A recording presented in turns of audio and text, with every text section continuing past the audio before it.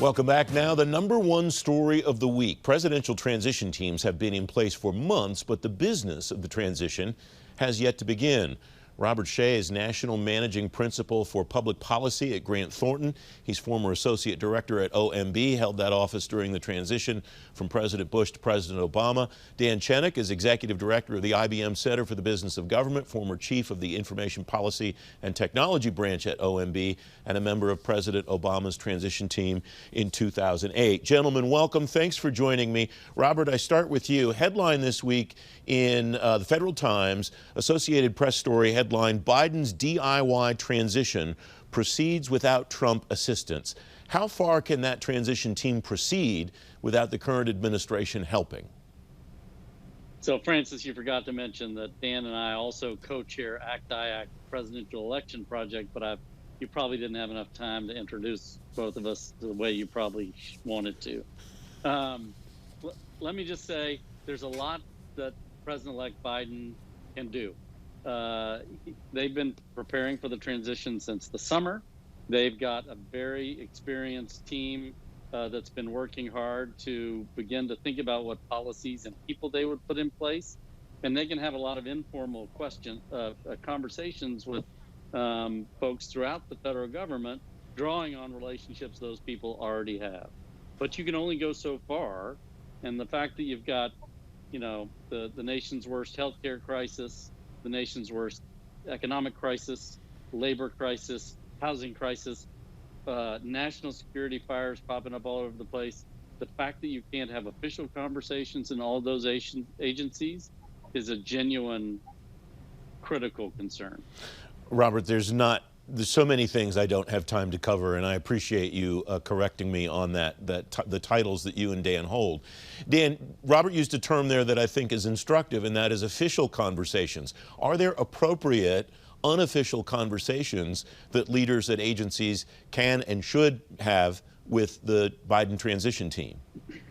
Well, certainly until GSA makes the ascertainment that begins the official process, formal communications between the team and those agencies will not occur. And it's hoped that that will occur as soon as possible so that the transition team can take the next steps, as Robert identified, to address such critical issues. In the meanwhile, there are many experts who the transition team can consult with, who have recently left the agencies, who work in and around the ecosystem with the agencies. There are many reports, some of which were published by groups that work with nonprofit groups. The Partnership for Public Service leads the Center for Presidential Transition, which has a coalition of a number of groups working on transition issues. There are a whole lot of groups that work in the Department of Education space, the Department of Transportation space. So the teams can get really smart about what the recommendations are, what the conditions are, by looking at the outside reviews and talking to people who are expert in the agencies, but they really need to get into those agencies to really start to assemble those action plans. Is it helpful, Dan, that there are so many people on the Biden transition team list that have experience in the Obama administration and the Clinton administration, or does the government change sufficiently, for example, over the past 4 years, that it will require kind of relearning what's going on inside those buildings? So it's very helpful. The team that they've put together, the agency review teams, are full of experts who really have strong ties to the issues that each agency faces. That in addition to the outside expertise, really helps them to frame together an approach. Robert, you and I have spoken on a number of occasions about what people inside the agency should have been doing all along to prepare for a transition either to a second term of the Trump administration or to a Biden administration. Does that plan, does that agenda change given that it's pretty much inevitable at this point that at some time the Biden teams will be coming in and will need to work on a truncated schedule? Well, agencies have been preparing for a presidential transition since the summer.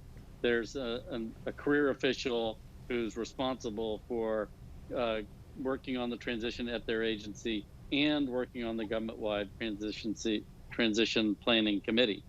But right now they're between a rock and a hard place. The incumbent administration is pushing its policies hard, while at the same time not allowing conversations to go on with the incoming administration.